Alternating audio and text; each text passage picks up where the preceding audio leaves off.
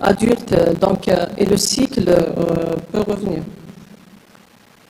Donc, motivé par les résultats qu'il a obtenus Nicholson, Gurney et Nisbet ont proposé un modèle mathématique qui modélise la dynamique de cette population. Donc, c'est une équation à retard avec un retard qui est constant. Donc là, les x de t représentent l'effectif de la population à l'instant t. La dérivée de x par rapport à t, c'est le taux d'évolution. Le p, c'est le maximum de la croissance quotidienne d'œufs par individu. Le taux, c'est le retard, c'est la durée de la phase de maturation. Le a ici, c'est une constante positive, c'est le taux de mortalité par individu. Le 1 sur lambda, c'est le nombre maximal d'individus que le milieu peut supporter. Donc, par la suite, il y avait plusieurs mathématiciens et chercheurs qui se sont intéressés à cette équation. Parmi les travaux,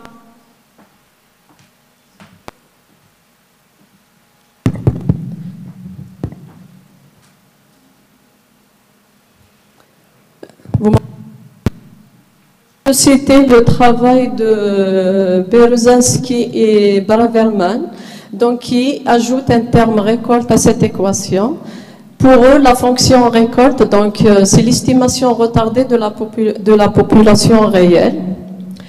Donc ces auteurs-là, ils n'ont pas étudié cette équation, mais ils l'ont proposée dans leur article publié donc en 2010 comme étant une question ouverte. Ajouter le retard, qu'est-ce que ça va donner? Plusieurs auteurs se sont intéressés à ça. Il y a des auteurs qui ont considéré ce système-là ou bien cette équation-là avec des coefficients périodiques. Il y a eu donc là c'est largement étudié. Mais sachant que les phénomènes dans le monde réel ne sont pas tout le temps périodiques et parfois ça nécessite d'autres notions qui dépassent un peu la périodicité pour les modéliser, pour les étudier. Donc, c'était le cas. F. Lang, en 2012, il considère une équation à retard multiple et variable avec des fonctions qui sont presque périodiques. Donc, la notion de presque périodicité, je vais la définir tout à l'heure.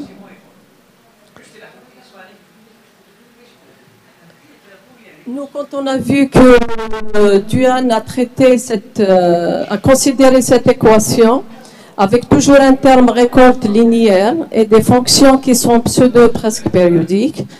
Là, il suppose que la dérivée vérifie certaines conditions. Donc, il a obtenu des résultats d'existence d'une solution qui est du même type que les coefficients. Et il y avait un travail qui est fait pour les équations abstraites concernant la non-existence de solutions purement Stepanov. Quand je dis purement Stepanov, c'est-à-dire parce que les Stepanov, c'est plus large que les presque périodiques. Donc, il injecte des coefficients qui sont Stepanov presque périodiques, mais il récupère une solution qui est presque périodique. Donc, on s'est dit, ici, on prenait l'équation de Nicholson, on lui injectait des coefficients qui vont être Stepanov pseudo-presque périodique. Est-ce qu'on va récupérer une solution pseudo-presque périodique, comme c'est le cas pour les équations abstraites? Effectivement, c'était le cas. Donc l'équation considérée, ici, c'est l'équation de Nicholson à retard avec un terme récolte linéaire. Donc là, c'est une équation à retard, c'est un peu différent des équations différentielles qu'on connaît habituellement. Donc les conditions initiales ici, c'est des fonctions. Donc on a une fonction, donc x de t, c'est une fonction pour les t qui sont dans moins taux 0. Et il faut que la fonction x de t soit périodique. Donc on a x de t taux égale à x de t plus taux sur l'intervalle moins taux 0. Et on a supposé que le A, on a supposé qu'elle est pseudo-presque périodique. Le P et le H, on a supposé qu'elles sont Stepanov pseudo-presque périodiques. Évidemment, on leur a ajouté d'autres conditions que je vais exposer dans le théorème. Donc, qu'est-ce qu'on appelle une fonction presque périodique? Donc, c'est une fonction qui est continue. qui n'est pas périodique évidemment, donc, mais elle est presque périodique dans le sens que l'ensemble des taux tels que la différence entre f de x plus taux moins f de x, quel que soit x, elle est plus petite que y. Donc ces fonctions ont été introduites par Bohr en 1925. En fait, elles ont été formalisées mathématiquement par Bohr en 1925, puisque leur utilisation était bien avant. Pour le mouvement des planètes, par exemple, en astronomie, ils approchaient le mouvement de deux planètes, par exemple, par des polynômes trigonométriques, parce qu'on sait que le mouvement de chacune des planètes est périodique, mais leur somme ne donne pas nécessairement une fonction périodique. Donc, c'est comme si le cas, par exemple, pour cette fonction-là, sinus t plus sinus racine de 2t, les deux fonctions sont continues, elles sont périodiques, mais comme le rapport de période il est irrationnel, donc on n'a pas la périodicité, mais on a la presque périodicité. Évidemment, les fonctions périodiques qui sont continues, elles sont presque périodiques. Là, je note AP pour désigner l'ensemble de l'espace de ces fonctions. Donc, on a cette propriété qu'on a déjà pour le cas périodique, c'est la bornitude et l'uniforme continuité, chose qui est importante quand même. Zhang, en 1994, il introduit une autre notion qu'on appelle la pseudo-presque périodicité. En fait, il perturbe une fonction presque périodique par un terme ergodique. Ici, par exemple, le G il est presque périodique, le H il est ergodique dans le sens qu'il est de moyenne nulle. Et les fonctions ergodiques, donc, c'est des fonctions qui sont continues et bornées. Donc là, par exemple, cette fonction-là, je lui rajoute 1 sur 1 plus t carré. Donc ça donne une fonction qui est pseudo-presque périodique. Comme on vient de le voir, que la continuité est une condition indispensable pour la presque périodicité de Bohr. Donc Stepanov il a défini une autre notion de presque périodicité en supprimant la notion de continuité. Il n'impose pas la continuité, mais il suffit que la fonction soit PM localement intégrable. Donc, si on prend la norme de Stepanov, donc c'est le sup, elle est du type LP, d'accord? On dit qu'une fonction, elle est Stepanov, évidemment, c'est sa norme, elle est finie. Donc, l'espace de ces fonctions-là, elle est menue de la norme de Stepanov, c'est un Banach. Mais ici, par exemple, pour la norme de f, je peux l'écrire comme étant le sup, l'intégrale de t à t plus 1, mais je peux me ramener à 0,1. Donc, je me retrouve sur le sup de t de la norme de la translatée sur LP01. C'est important parce que on l'utilise après, c'est pour ça qu'on se ramène à LP01. Donc, en utilisant l'inégalité de Holder, on retrouve les inclusions qu'on a dans les LP. Donc, CQ dépasse P, alors LQ, donc BSQ est inclus dans BSP. Les fonctions Stepanov presque périodiques ont été définies comme pour les espaces LP, plutôt pour les fonctions Bohr presque périodiques, mais en changeant la norme uniforme par la norme de Stepanov. En fait, il y a 3 définitions pour chacune d'elles, que ce soit pour Bohr ou bien pour Stepanov. Là, je me suis contentée de celle de Bohr parce que c'est celle-là, plutôt celle qui utilise les ensembles relativement denses. Donc là, tout à l'heure, j'avais dit que cet ensemble-là, il est relativement dense. Dire relativement dense, ça veut dire les termes ils sont bien dispersés. Pour chaque epsilon, il existe un L. Tout intervalle de longueur L, il contient un taux qui est dans cet ensemble. Si je reviens au cas périodique, cet ensemble, c'est les Kt. T, c'est la période, et K dans Z. D'accord ? Donc, pour comparer les deux classes, celle de Bohr et celle de Stepanov, donc on a celle de Bohr qui est incluse dans celle de Stepanov. Si on impose la continuité uniforme, donc on a l'égalité des deux classes. Je donne deux exemples ici. Donc, si je prends la fonction cosinus et je mets une constante sur les kp, donc cette fonction elle n'est pas continue, elle ne peut pas être bord presque périodique, mais elle est Stepanov presque périodique parce qu'elle est dans la même classe que celle que cosinus. Il y a cette fonction g de x aussi, c'est une fonction qui est Stepanov presque périodique. D'ailleurs, la difficulté de prendre des exemples comme des équations dans ces espaces, c'est le manque d'exemples. On n'a pas beaucoup d'exemples et pour faire la simulation et tout avec des exemples comme ça, on trouve des difficultés à calculer les normes et tout. C'est-à-dire si on prend par exemple cette fonction qui va nous calculer après la norme de cette fonction pour un p déjà égal à 2, c'est pas évident. On a essayé avec MATLAB et tout, mais c'est un peu délicat. Maintenant, les mathématiciens, pour récupérer ou bien exploiter les résultats qui concernent l'application des fonctions presque périodiques pour les équations différentielles, ils trouvent un pont entre la presque périodicité de Stepanov et celle de Bohr, donc grâce à la transformée de Borner. Donc la transformée de Borner, elle est définie de R dans l'espace des fonctions qui sont définies sur 0, 1, qui, à fb de t, on a c'est f de s plus t pour chaque s qui est dans 0, 1.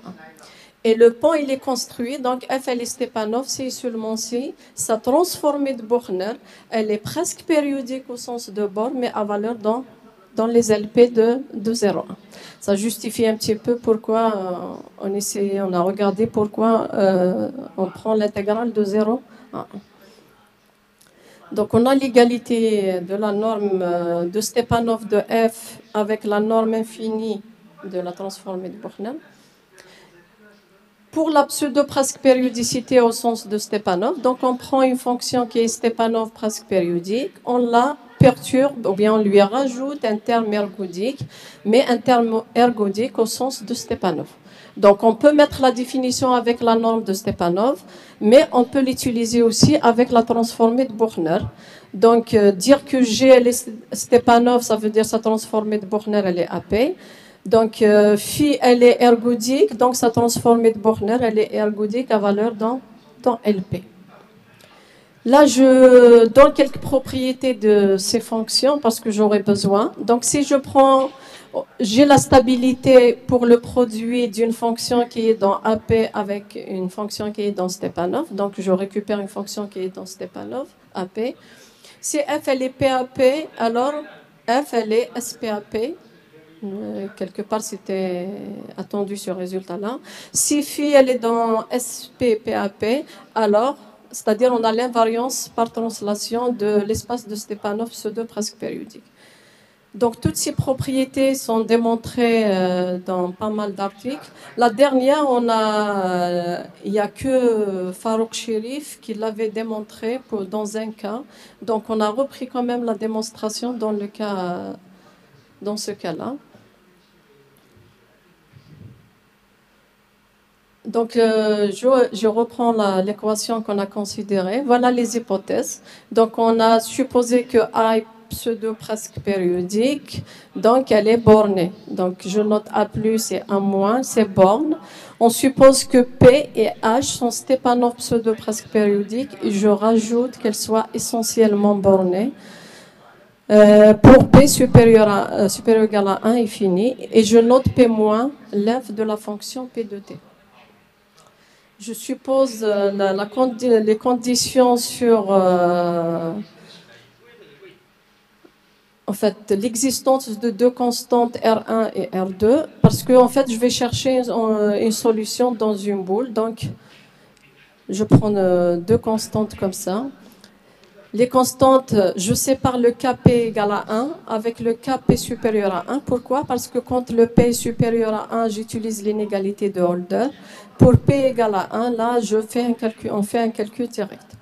En fait, j'ai oublié de vous dire que le travail a été fait avec un doctorant. Donc, si on prend phi, une fonction Stepanov pseudo-presque périodique, on définit un opérateur de cette manière-là. Donc, c'est l'intégrale exponentielle moins delta t moins s f de s ds avec f. Donc, grâce aux propriétés qu'on a, que je viens de rappeler tout à l'heure, la fonction f, elle va être Stepanov pseudo presque périodique. Donc, on a le produit, on a composition, on a la somme, différence des fonctions qui sont soit pseudo presque périodiques, soit Stepanov pseudo presque périodique. Donc, ce lemme-là, on a gamma qui renvoie SP, PAP dans PAP. C'est-à-dire, on récupère gamma de phi, il va être pseudo presque périodique sans le Stepanov. Donc, l'idée de la preuve, donc, comme f, elle est Stepanov pseudo presque périodique, donc on peut l'écrire comme la somme de deux fonctions f1 et f2, avec f1 qui est Stepanov presque périodique, c'est-à-dire sa transformée de Bochner, elle est AP. F2, elle est Stepanov ergodique, donc sa transformée de Bochner, elle est ergodique à valeur dans LP. Donc, je fais l'intégrale, je l'écris comme somme de deux intégrales. Maintenant,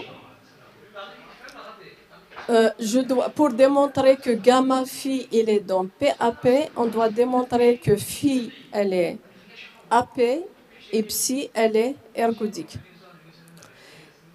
Pour démontrer que phi, elle est AP, il faut démontrer qu'on a la continuité et qu'elle est presque périodique, c'est-à-dire l'ensemble, il est relativement dense. Là, pour démontrer la continuité, je définis la suite phi n. Je démontre que la phi n, elle est continue. J'utilise la continuité séquentielle. Je prends une suite Tn qui converge, donc j'obtiens que phi de Tn est convergente. Moyennant donc l'inégalité de Holder et la continuité en P moyenne. On démontre qu'elle est l'ensemble est relativement dense parce qu'il contient un ensemble qui est déjà relativement dense. On démontre que la série elle est uniformément. Madame Talbi, il vous reste pratiquement plus de temps, donc essayez de terminer. 2 minutes. 2 minutes. 2 minutes, je termine. Donc, on montre que la série Phi converge uniformément et ça, on a utilisé le test de Weierstrass. Pour cela, donc, on a démontré que les Phi sont bornés pour P supérieur à 1 et inférieur à l'infini, oui, le cas pour P égale à 1. Le théorème d'existence, donc, on prend la boule B, c'est les fonctions qui sont pseudo-presque périodiques, qui sont entre R1 et R2, sous des conditions H1, H2 et H3. Et les conditions 5 et 6, on obtient l'existence et l'unicité d'une solution pseudo-presque périodique. La démonstration, elle est basée sur le théorème de point fixe de Banach.